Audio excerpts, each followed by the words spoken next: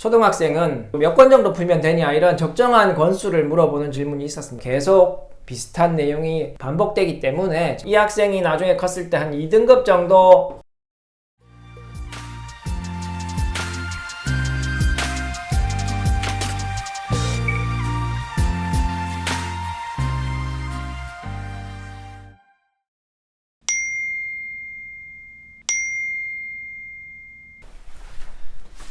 안녕하세요, 안혜 선생입니다. 오늘은 초등학생 이야기 좀 해보려고 합니다. 제가 어떤 영상을 찍으면 좋을까, 이제 시즌 5인데 어떤 영상을 찍으면 좋을까 생각하다가 이제 제가 잘 가는 학습 카페에서 검색을 해봤어요. 수학이라는 키워드로. 제가 많이 찾아보는데 그 중에서 그냥 눈에 띈 내용이 이제 초등학생은 한 학기 분량으로 몇 권 정도 풀면 되냐 이런 적정한 권수를 물어보는 질문이 있었습니다. 질문에 대한 댓글도 좀 많았고, 그래서 오늘 그 이야기를 좀 해보면 좋을 것 같아서 이제 주제로 잡았습니다. 오늘 사실 드리는 말씀도 사실 제가 이때까지 했던 시즌 1, 2, 3, 4에서 했었던 내용이 다 들어가 있는 내용입니다. 사실 수학 공부를 잘하는 방법, 공부를 하는 방법, 원리는 사실 간단하거든요. 근데 이제 과목이 좀 나눠져 있고, 그 다음에 그 세부적인 또 시행착오한 케이스들이 있기 때문에 할 이야기가 생기는 거지, 원리가 엄청나게 복잡하고 그래서 그거를 매번 다르게 설명하거나 그런 내용은 아니라는 겁니다. 그래서 시즌 1, 2, 3, 4, 5로 제가 나눠서 하는 이유도 그래요. 계속 비슷한 내용이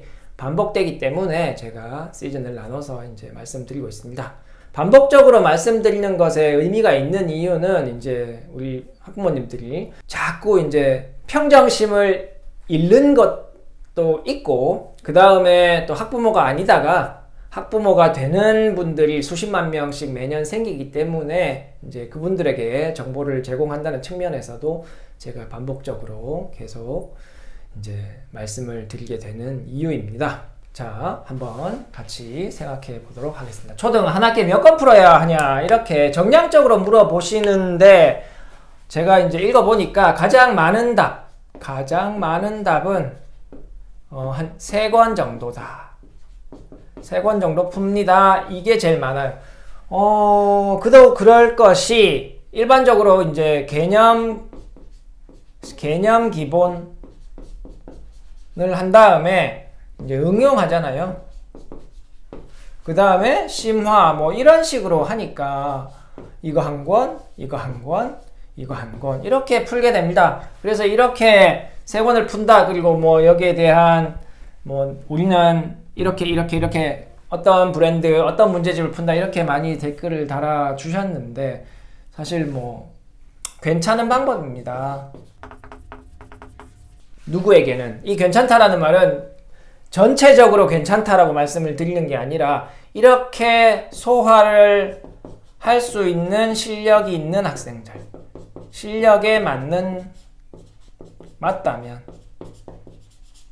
근데 자, 가만히 생각해 보면 이 심화라는 부분을 소화한다라고 하면 사실 좀 어렵잖아요. 그러면 이 학생이 나중에 컸을 때 한 2등급 정도, 고등학교에 갔을 때 모의고사 기준으로 2등급 정도 나올 학생이라고 하면, 그 정도 실력을 예상되는, 이 정도의 실력이 예상되는 초등학생이라고 하면 이 정도의 커리큘럼이 나쁘지 않을 수 있습니다. 괜찮을 수 있습니다. 근데 그렇지 않다면, 그 말은 2등급이 약 11%니까 10% 정도로, 상위 10% 이내 학생이라고 잡으면 나머지 90% 학생들에게 이런 과정은 맞지 않다라고 할 수 있죠.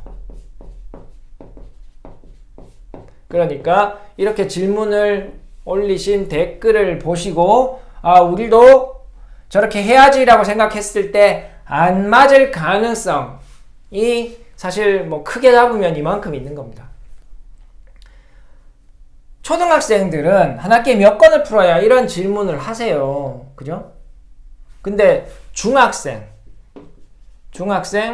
고등학생, 실제 중학생, 고등학생 학부모들, 제가 생각하기에 중학생, 고등학생을 둔 학부모들은 사실 몇 권 풀어야 합니까? 이런 질문 거의 안 합니다. 이미 답이 나와 있어요. 우리 애는 심화는 안 되고 혹은 너무 어려운 문제는 안 되고 뭐 이렇게 이미 실력을 파악하고 있어요. 그래서 이제 뭐 어려운 문제는 못 풉니다. 이런 말씀, 실력을 파악하고 있기 때문에 어려운 문제 못 풉니다. 이렇게 말씀하시죠. 그래서 중학교 1학년인데 1학기 내용을 몇 권 풀어야 합니까? 이런 말씀 거의 안 하시네요. 고등학생도 마찬가지예요. 고등학생한테 몇 권 풀어야 됩니까? 개념 풀고, 그죠? 개념 잡고, 응용 풀고, 심화하세요. 이렇게 접근하는 학원도 없거니와, 그죠? 이런 질문을 하는 학부모 자체가 없습니다. 학부모님들 자체가 없습니다. 그 이유는 이미 아이의 실력을 대략 안다는 거죠.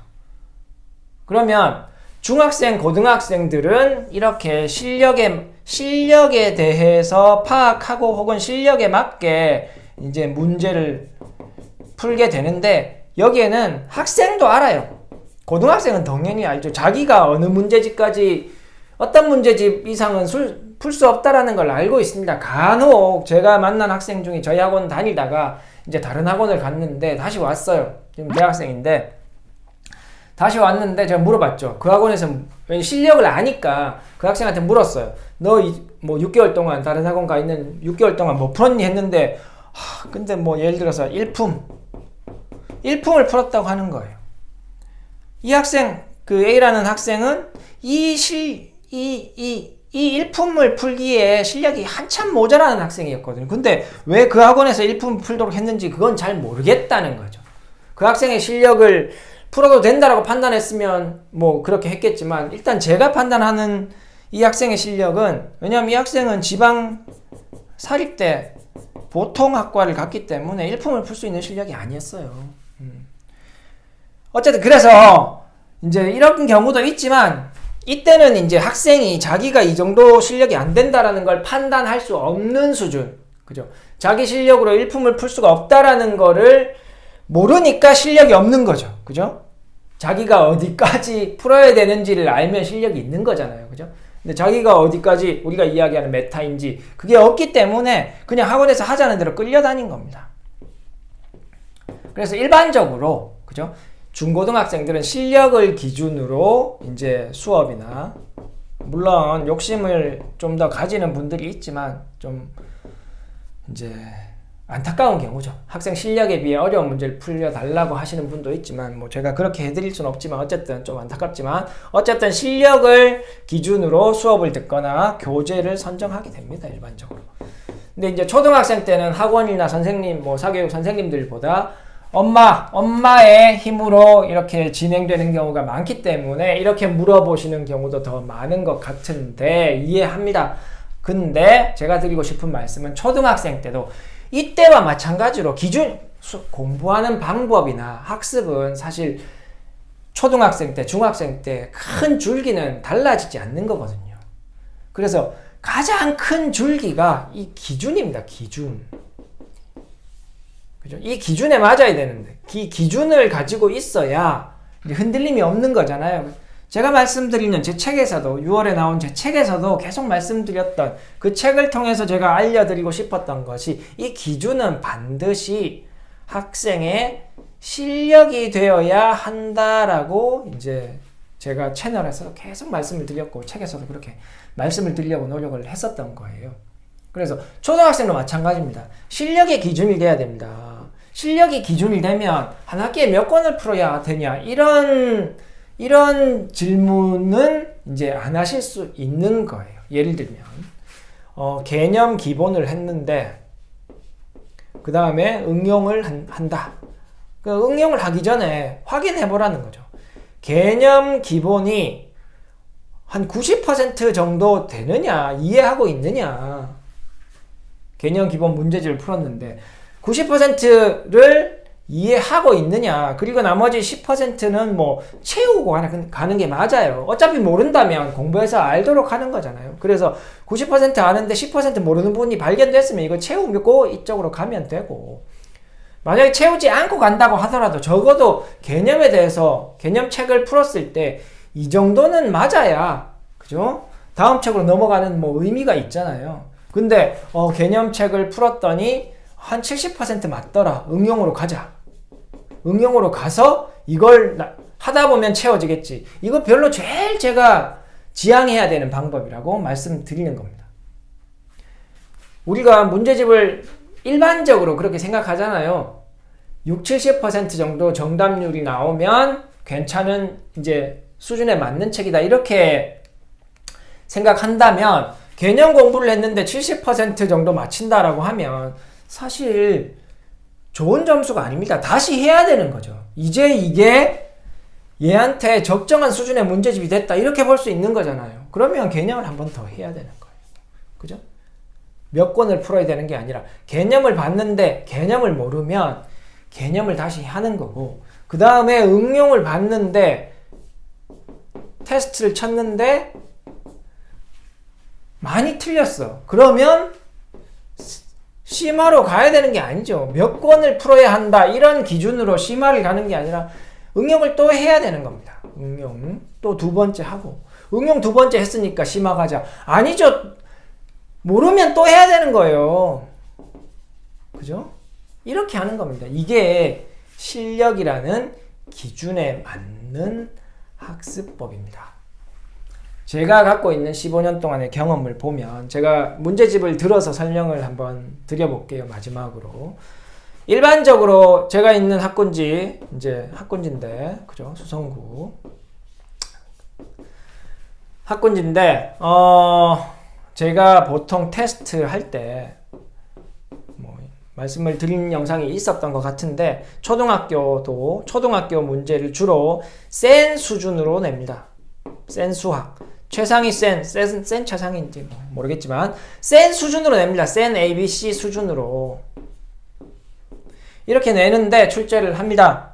이렇게 출제를 했을 때, 이 ABC 전체를 기준으로, 그죠? 물론 A를 많이 맞히고 B를 덜 맞히고 C를 더 많이 틀리겠죠. 어쨌든 근데 전체를 기준으로 90%를 맞히는 학생이 잘 없다.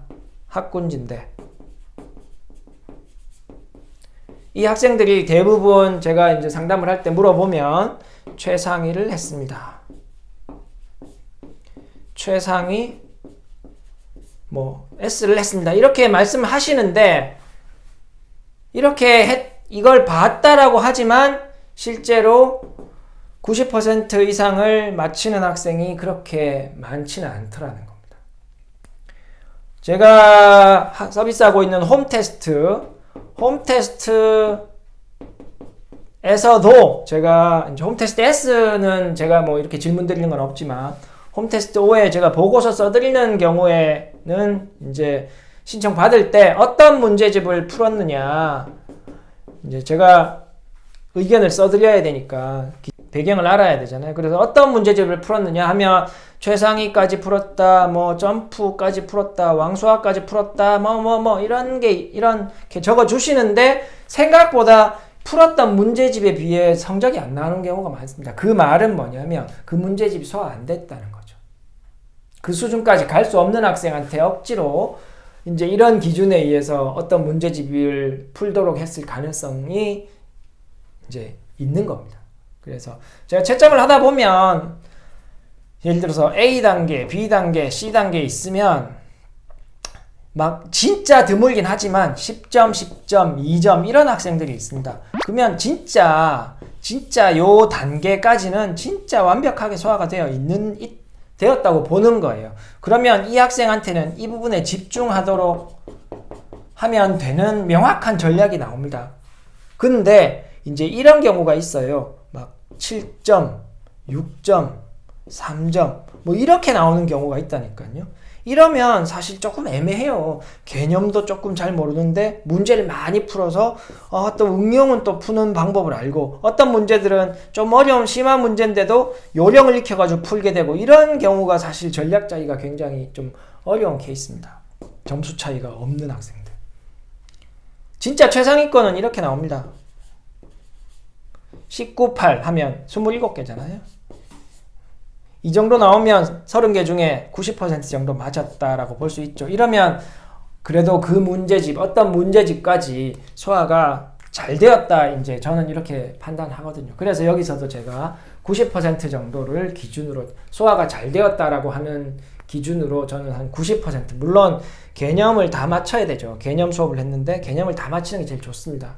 근데 어쨌든 잘 되었다라는 기준을 판단할 때 저는 한 90% 정도를 보거든요. 심화는 물론 80이나 70%로 볼 때도 많지만, 그래서 초등 한 학기에 몇 권 풀어야 되느냐 이렇게 질문을 하시거나, 이해는 합니다. 이제 잘 모르시니까 첫 번째 아이를 키우고 계시거나 뭐 아이가 하나거나 이제 그런 경우에 이렇게 질문을 물어볼 데가 없으니까 이런 질문을 하실 수 있는데, 오늘 드리고 싶은 말씀은 이런, 이제 지금 그런 이 영상을 이제 그 제목을 보고 들어오셨다면 이런 이제 정량적인 권수를 생각하지 마시고 우리 아이의 현재 실력, 이전 학년 실력을 보면 됩니다. 지금 5학년 거를 공부를 시작하려고 하면 4학년 실력, 4학년 2학기 실력이 어땠는지를 보면 5학년 이제 커리큘럼을 어떻게 짜나가야 될지 이제 확인할 수 있거든요. 인근 학원에 가서 레벨 테스트를 받아보시고 우리 아이가 지금 어느 정도 문제집까지 풀 수 있는지 물어보시거나, 아니면 뭐 제가 하고 있는 홈테스트를 쳐보시거나, 이렇게 해서